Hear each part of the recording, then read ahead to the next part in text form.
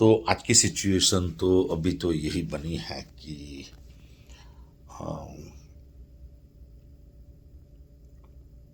Middle east की बात करते हैं पहली बात तो। और ये है कि ये बात न्यूक्लियर तक जाएगी कि नहीं, और इसराइल के पास ऑप्शन क्या है।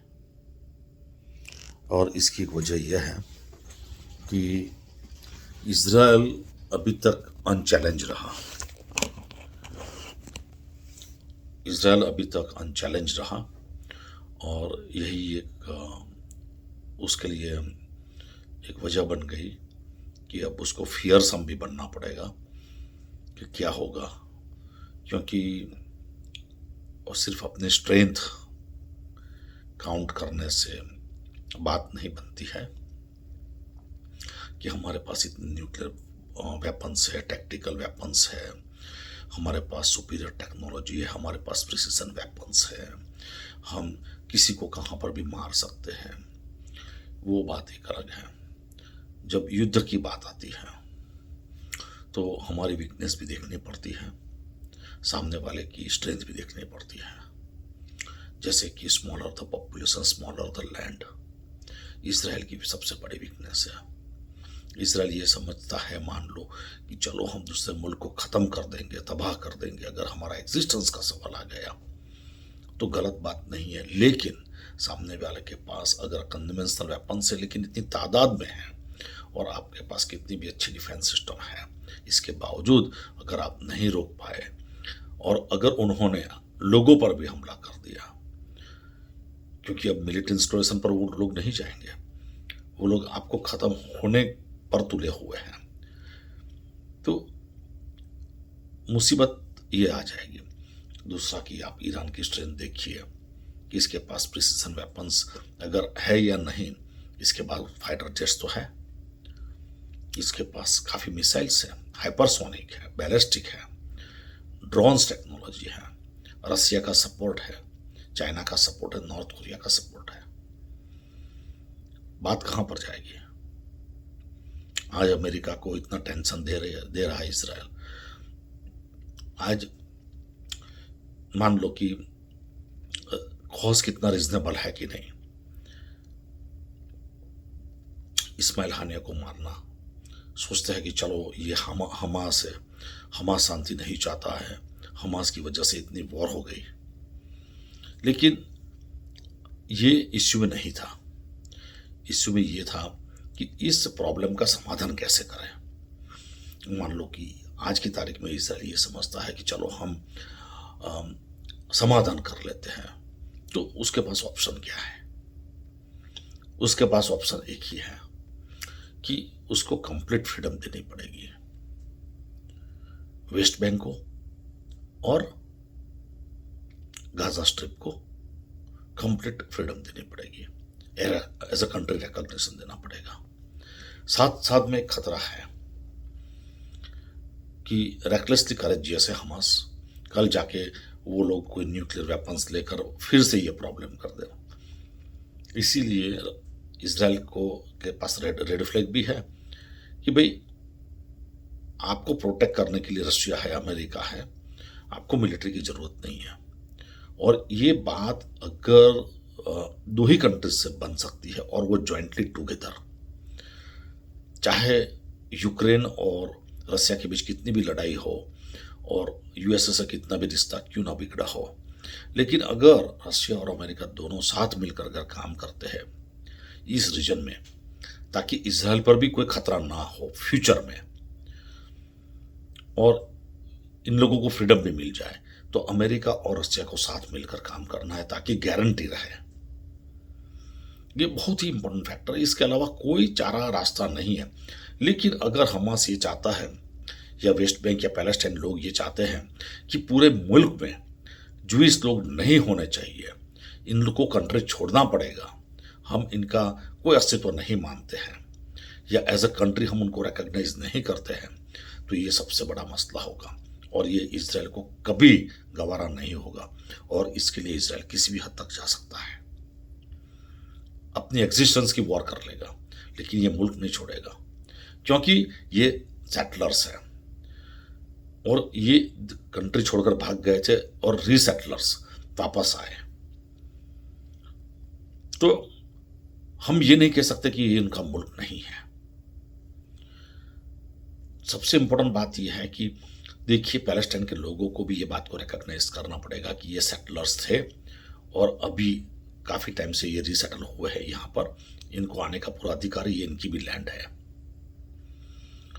और ये लोग वहाँ पे रहते थे, पैलेस्टाइन के लोग। तो इसराइल को भी ये मानना पड़ेगा कि ये रहते हैं, तो ये अब टेनेंट नहीं है, ये मालिक है। तो गाजा स्ट्रिप और वेस्ट बैंक को उनको देना पड़ेगा फ्रीडम, कंप्लीट फ्रीडम। तभी अगर साथ में मिलकर रहोगे तभी ये बात हो सकती है, वरना डिस्ट्रक्शन में कोई मजा नहीं है। इसराइल के पास सुपीरियर टेक्नोलॉजी है, साथ में मिलकर रहोगे तो बहुत अच्छा रिजल्ट निकल कर आएगा। वेस्ट बैंक को भी फायदा होगा, गाजा स्ट्रिप को भी फायदा होगा। या तो मैं यही बताऊंगा कि भाई यूनियन ऑफ या United States of Palestine and Israel और United States of Israel and Palestine, और साथ में मिलकर रहिए। First and the second language बनाइए, पैलेस्टाइन पैलेस्टाइन को अरबी लैंग्वेज को और जूइश लैंग्वेज को फर्स्ट सेकंड लैंग्वेज बनाइए। कोई प्रॉब्लम नहीं है। पासपोर्ट पर भी दोनों के आगे पीछे नाम आने चाहिए। हाँ, करेंसी पर भी दोनों के नाम आगे पीछे आना चाहिए कि भाई दोनों मिलकर अगर रहते हैं, अगर इंडिया रह सकता है इतने प्रोविंसेस के साथ, यूनाइटेड स्टेट्स रह सकता है इतने प्रोविंसेस के साथ, कनाडा रह सकता है इतने प्रोविंसेस के साथ। इंडिया की तो 14 लैंग्वेजेस है। आप उसकी करेंसी नोट देखिए, 10 रुपीज़ 10 रुपीज़ 10 रुपीज़, ये हर एक लैंग्वेज में आता है। तो अगर हम लोग रह सकते हैं इंडिया में इतनी डाइवर्सिटी में, तो क्या आप सिर्फ दो कौम हैं, ज्यूइश और पैलेस्टाइन, क्या नहीं रह सकते हो? प्रॉब्लम क्या है? यहां तक कि एक दूसरे को डिस्ट्रॉय करने पर। प्रॉब्लम पैलेस्टाइन की है। और आज ईरान जो एक शांति प्रिय कंट्री है, वैसे देखने जाओ तो ईरान कोई अटैकिंग कंट्री नहीं है, आज वो भी बीच में आ गया। क्योंकि रिलीजन की बात आती है तो पैलेस्टाइन को नुकसान होता है, तो इस्लामिक रिलीजियस कंट्री से सबको नुकसान, उसका जो इमोशन है उसको तो हर्ट होता ही है। इन सबको खतरा है। तो आप समझे कि आपकी वजह से सबको खतरा है लड़ाई में। अगर वो लड़ाई में आ जाएंगे तो इजराइल भी पीछे हटने वाला नहीं है। सबकी भलाई के लिए ये है कि आप पहले इजराइल के साथ कॉम्प्रोमाइज करें, इनके रिकग्निशन को अप्रूव करें, और सिमिलरली इजराइल भी इनके रिकग्निशन को अप्रूव करें।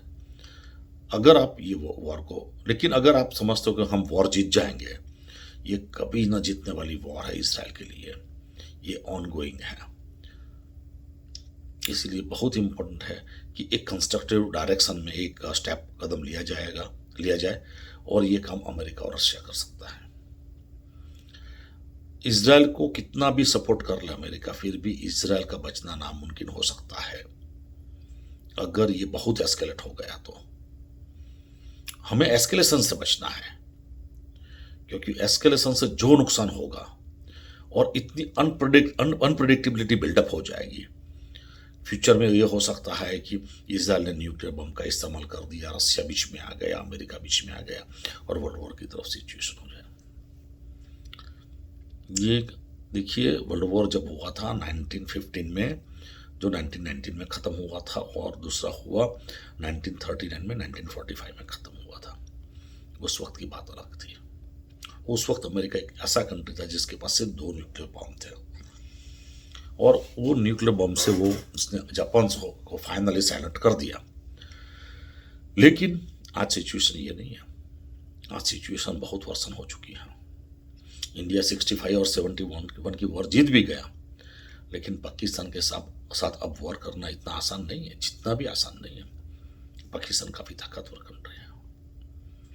तो अब काफ़ी कंट्रीज के पास न्यूक्लियर है, काफ़ी कंट्रीज ने मिसाइल बना लिया, और अब ड्रोन टेक्नोलॉजी आ गई है, प्रिसीजन वेपन्स आ गए हैं। अब की सिचुएशन अलग है। 1967 में इसराइल ने 4-5 नेशन से वॉर जीत ली थी, वो बात अलग है, लेकिन अब वो सिचुएशन नहीं है। हमास को हराने के लिए आज कितने महीने हो गए? ऑलमोस्ट 2 अक्टूबर आ जाएगा, तब तक हमास इतनी गाजा स्ट्रिप में आप नहीं हरा सके उसको। तो कहने का मतलब ये है, इतना छोटा हमास, इतनी छोटी लैंड गाजा स्ट्रिप, और आज 1 साल खत्म होने को आया। तो अब पहले जैसी सिचुएशन नहीं है, बहुत अलग तरीके से सोचना पड़ेगा। War is not an option. जिंदगी बहुत अमूल्य है और बच्चों की मौत होती है। इसीलिए मैं ये मानता हूं कि अगर इजराइल ने काफ़ी पैलेस्टाइन के लोगों को अपने में संभाल लिया होता कि आप फिल्टर होकर आ जाइए, हम सिर्फ हमास के साथ डील करेंगे गाजा स्ट्रिप में, और अगर रफा बॉर्डर से अंदर अंदर की तरफ स्क्रीन करके ले लिए होते तो आज ये दिन नहीं आता। काफ़ी मुस्लिम कंट्री को इसराइल के लिए रिस्पेक्ट भी होता। लेकिन आज 40,000 लोग के अंदर अंदर लोगों को मारा जाना, पैलेस्टाइन के लोगों को, ये किसी को गवारा नहीं होगा। यूएसए को खुद को भी गवारा नहीं हुआ है। तो कहने का मतलब ये है कि एग्रेसिव पॉलिसी हर बार नहीं चलती है। अब ये है कि ईरान बिल्कुल तैयार है। अब आप देखते हैं कि इतनी मिसाइल रोक पाते हो और कौन से वेपन्स का इस्तेमाल आमने सामने होता है, क्योंकि ईरान दूसरे कंट्री की तरह नहीं है, ये रेकलेसली करेजियस है। तो इसीलिए बहुत सोच समझ कर, ऐसा नहीं है कि चलो आज, क्योंकि इसराइल किसके साथ लड़ा है? हिजबुल्लाह के साथ, हमास के साथ। इनके पास तो वो फाइटर जेट्स भी नहीं है। लेकिन जब सोवरिन नेशन जैसे कि ईरान के साथ लड़ाई होती है, अब ये इसी में अगर बड़ा मसला हो जाता है, यूएसए को आना पड़ता है, नाटो कंट्रीज को आना पड़ता है, इसका मतलब क्या हुआ कि एक कंट्री के साथ लड़ने में आपको इन लोगों की हेल्प की जरूरत पड़ गई। इससे अच्छा है कि आप अपने बारे में अपना असेसमेंट निकालें before proceeding and before recklessly courageous. मैं इसराइल को यह कहता हूं कि भाई every day is not Sunday. आपने भी सोचा नहीं होगा कि इस्माइल हानिया को मारने के बाद यह सिचुएशन आ जाएगी, लेकिन आ गई। अभी भी वक्त है और कॉम्प्रोमाइज की तरफ आगे बढ़े, रिजल्ट अच्छा निकलेगा। वरना जैसे ही एक बार वॉर स्टार्ट हो गई, इसके बाद उसको रोकना बहुत मुश्किल होगा।